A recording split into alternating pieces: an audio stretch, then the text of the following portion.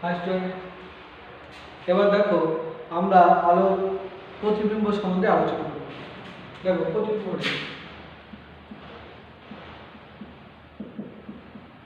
প্রতিবিম্ব আচ্ছা প্রতিবিম্ব আমরা কাকে বলি বলো তো? ধরো কোনো আলোকরশ্মি আপাতিত হয়ে বা প্রতিফলিত হয়ে কোনো বিন্দুতে মিলিত হয়। কি বললাম? কোনো আলোকরশ্মি আপাতিত হয়ে বা প্রতিফলিত হয়ে যদি কোনো বিন্দুতে মিলিত হয় বা কোনো বিন্দু থেকে অপসারিত হচ্ছে বলে মনে হয়, অর্থাৎ কোনো বিন্দু থেকে আসছে বলে মনে হয়। অর্থাৎ কি বললাম, যেমন একটা ধরো এই একটা বিন্দু বা একটা বস্তু, এই বস্তুটা কি এই বস্তু থেকে আলোকরশ্মি বার হয়ে যদি আলোকরশ্মি কি হয়, তাহলে এই ভাবে বার হয়। তাহলে এখান থেকে ধরো এইভাবে একটা আলোকরশ্মি বার হলো, দুটি আলোকরশ্মি কি এখান থেকে আপার এবং লোয়ার থেকে কি দুটো আলোকরশ্মি এখানে মিলিত হয়। ঠিক আছে, এই ঘটনা। অর্থাৎ কোনো আলোকরশ্মি কি আপাতিত হয়ে কোনো বিন্দু থেকে আপাতিত হলো, কোনো বিন্দুতে আপাতিত হলো বা কোনো বিন্দু থেকে মনে হচ্ছে যেন আসছে। এই যে ঘটনা, এই ঘটনাকে আমরা বলছি প্রথম বিন্দু, অর্থাৎ প্রথম বিন্দুকে এ আর ধরো একটা এ প্রাইম। ঠিক আছে, এটা এ প্রাইম। তাহলে প্রথম বিন্দুর সাপেক্ষে দ্বিতীয় বিন্দুটাকে আমরা কি বলছি? তার প্রতিবিম্ব।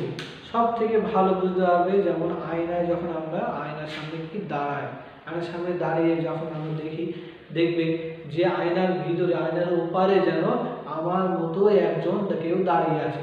তাহলে আমি হচ্ছে বস্তু, তাই তো? আমি হচ্ছে বস্তু, আমার মধ্যে একজন যে দাঁড়িয়ে আছে, সেই যে দাঁড়িয়ে থাকাটা, ওই যে একটা বস্তু, ওটাকে আমি বলছি আমার প্রতিবিম্ব। তাহলে আমার প্রতিবিম্ব, ওটাকে বলবো আমার প্রতিবিম্ব। যেহেতু তুমি একটা পেন্সিল আঁকো, পেন্সিলটা কি হবে? দেখবি যে আয়নার ভিতরে আরেকটা পেন্সিল আছে, তাহলে এই পেন্সিলের প্রতিবিম্বকে আয়নার ভিতরেরটা, ওটা হচ্ছে প্রতিবিম্ব। তাহলে এটা যদি প্রথম হয় ওটা দ্বিতীয় হয়, তাহলে প্রথম বিন্দুর প্রতিবিম্ব কোনটা? দ্বিতীয় বিন্দুটা। ওকে, এটা হচ্ছে প্রতিবিম্ব। তাহলে দেখো প্রতিবিম্বকে আমরা দুই ভাগে ভাগ করছি, একটা কি সৎ প্রতিবিম্ব আর একটা কি হচ্ছে অসৎ প্রতিবিম্ব। তাহলে দেখো আমরা এখানে এই আলোর প্রতিবিম্বকে আমরা দুই ভাগে ভাগ করছি, একটা কি সৎ প্রতিবিম্ব আর একটা কি অসৎ প্রতিবিম্ব। একটা কি বলা? সৎ প্রতিবিম্ব, সৎ বিম্ব, আর একটা কি অসৎ বিম্ব।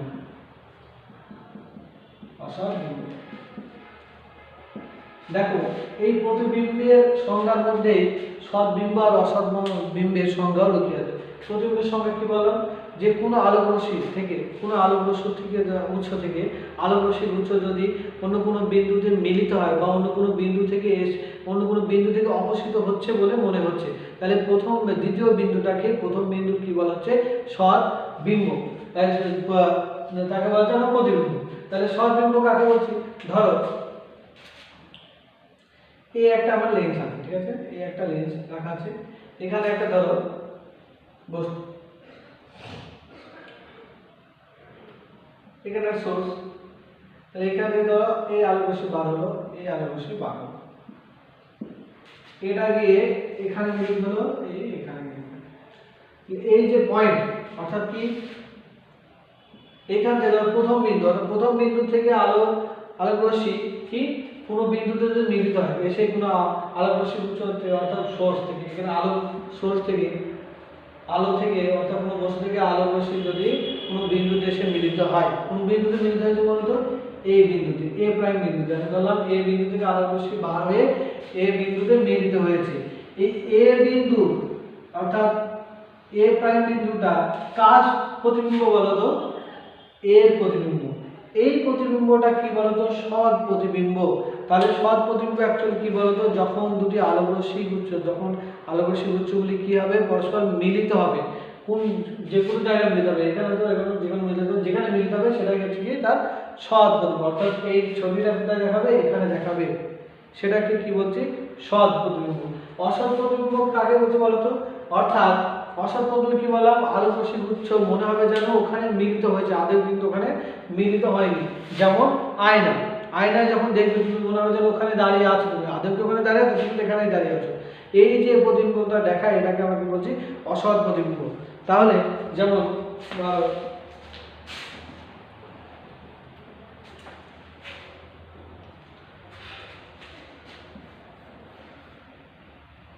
আচ্ছা এই ধরো একটা মেরুন নাও, ঠিক আছে, এটা একটা কি আয়না, এটা একটা আয়না।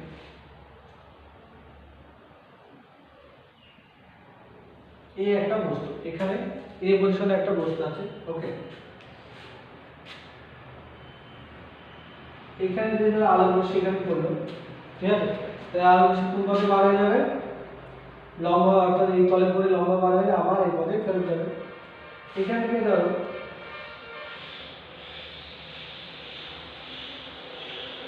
একটা আলো রশ্মি এভাবে পড়েছে, এভাবে পড়লো, তাহলে ধরো এই পথে বার, এই পথে বার হয়ে যাবে। এটা কি অভিলম্ব, এটা কি বললাম অভিলম্ব, ওকে। আচ্ছা এটাকে যদি আমি এদিকে ধরো, তাহলে আমরা কি যখন এখানে দেখবো, হ্যাঁ এখানে যখন দেখবো তখন আমরা কি দেখবো বলতো, সোজা পথে দেখবো, এই যে আলো রশ্মিটাকে এবং ব্যাকা দেখবো, কোথায় দেখবো আমরা বলতো, সোজা স্টেপ দেখবো, দেখার সময় আমরা কি দেখবো বলতো, স্টেপ দেখবো। তার মানে কোথায় দেখবো আমরা, স্টেপ এখানে, অর্থাৎ দুটি রেখা যেখানে মিলিত হবে, কি মনে হয় যেন মিলিত হয়েছে, তাহলে এই রেখাটাকে বাড়াও,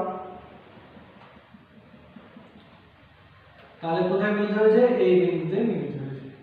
তাহলে আমরা এই বস্তুটাকে কোথায় দেখবো বলতো, এখানে দেখবো, মনে হবে যেন আলো, আমরা যখন এখানে দেখছি তখন মনে হবে যেন আলো রশ্মিটা কোথা থেকে বার হচ্ছে বলতো, এইখান থেকে বার হচ্ছে, এই পয়েন্ট থেকে বার হচ্ছে।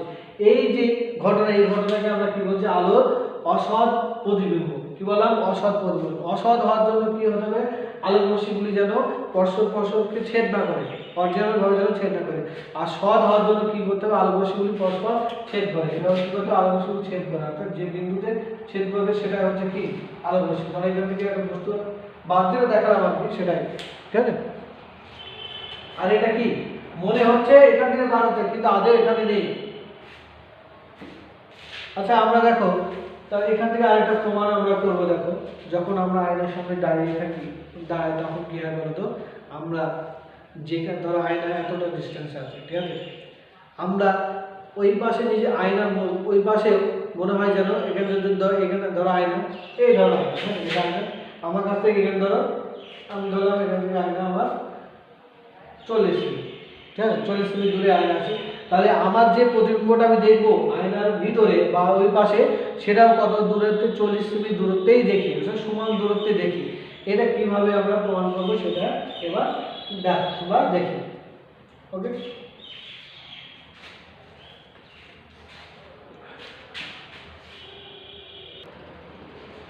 আচ্ছা দেখো, তাহলে আমরা একটা মেরু নিলাম, সেই মেরুটা কি এম ভাবে একটা মেরু, ওকে। এবং এই বিন্দু থেকে আলো রশ্মি বার হচ্ছে, আলো রশ্মি কি বলতো, এইখান থেকে এলো, এখান থেকে গিয়ে আবার এই পথে ফেরত চলে গেল, আর এটা আলো রশ্মি এই পথে আসলো, আবার এই পথে গেল, ঠিক আছে। তাহলে এখানে কি বলতো, সি এম, এটা কি অভিলম্ব। আচ্ছা দেখো, এটা আমি যদি একটা নাম দিই, ধরো এখানে এই পয়েন্টটাকে আমরা ও দিলাম, হ্যাঁ ও পয়েন্ট দিলাম। আচ্ছা এখানে তুমি ও এ, দেখো ও এ সমান্তরাল বাহু কোনটা বলো তো, সিএম বলতে পারি। ও এ সমান্তরাল বাহু, ও এ সমান্তরাল বাহু সিএম। যদি ও এ সমান্তরাল সিএন হয়, তাহলে এই দুটি ছেদক বাহুকে বলতো, সমান্তরাল বাহু দুটি ছেদক বাহুকে এই ও এ আর সিএন এর সমান্তরাল ছেদক বাহুকে, এটা ছেদক বাহু কোনটা, এটাই ধরো ছেদক বাহু, এটা কোনটা, এসি, এসি ছেদক বাহু। তাহলে এসি যদি ছেদক বাহু হয়,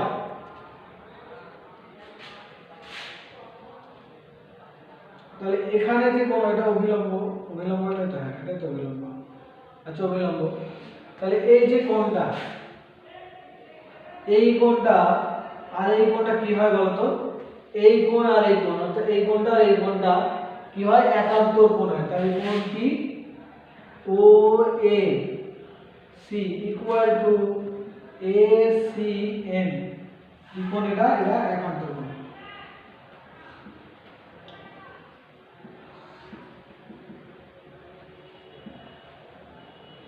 ম্যাথে তোমরা পড়েছো, ম্যাথমেটিক্যাল প্রবলেম হিসেবে এটা কি জানা আমরা একান্তর কোণ।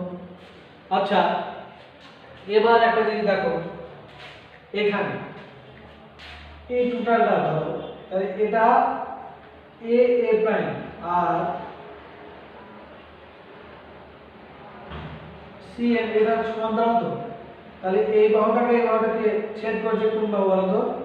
এই বাহুটা এডি বাহু।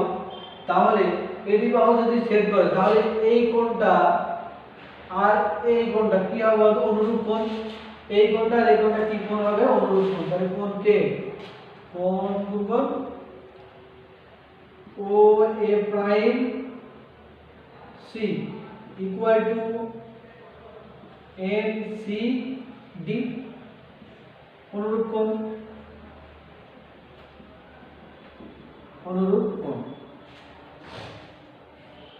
অনুরূপ কোণ হয়ে গেল। তাহলে দেখো এই বাহুটা এ এ প্রাইম বাহুটা কি?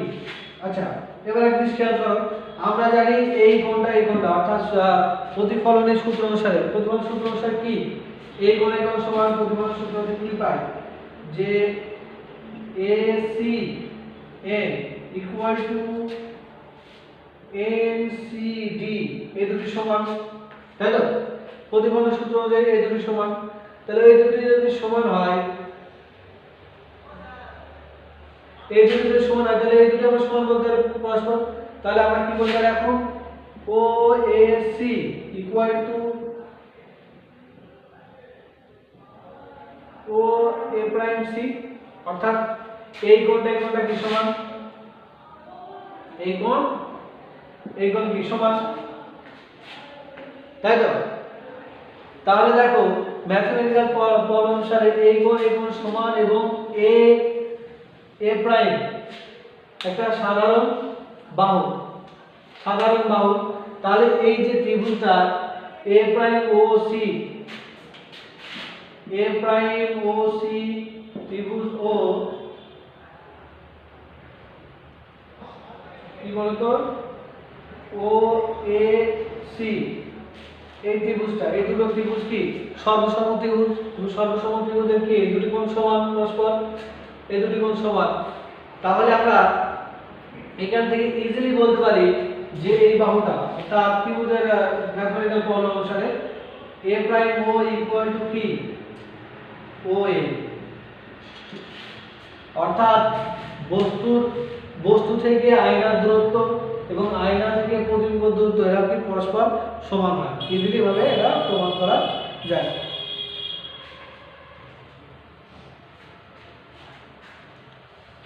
আচ্ছা দেখো পার্শ্বীয় পরিবর্তন, তোমাদের এটা আয়নার বিষয়, আয়নায় যেমন সমতল দর্পণের বিষয়। আচ্ছা, পার্শ্বীয় পরিবর্তন দেখবে, পার্শ্বীয় পরিবর্তন কি?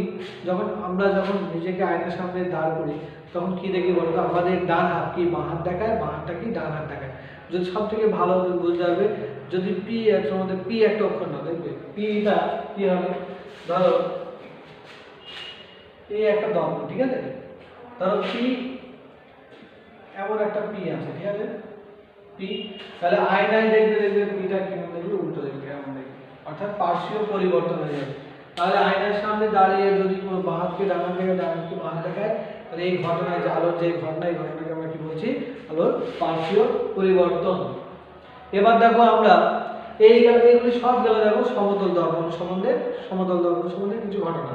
এবার আমরা যে ঘটনাগুলি পড়তে শুরু করব সেগুলি হচ্ছে কি গোলীয় দর্পণ। গোলীয় দর্পণের ক্ষেত্রে আলোর ঘটনাগুলি কেমন হয় সেগুলি নিয়ে আমরা ডিসকাস করব।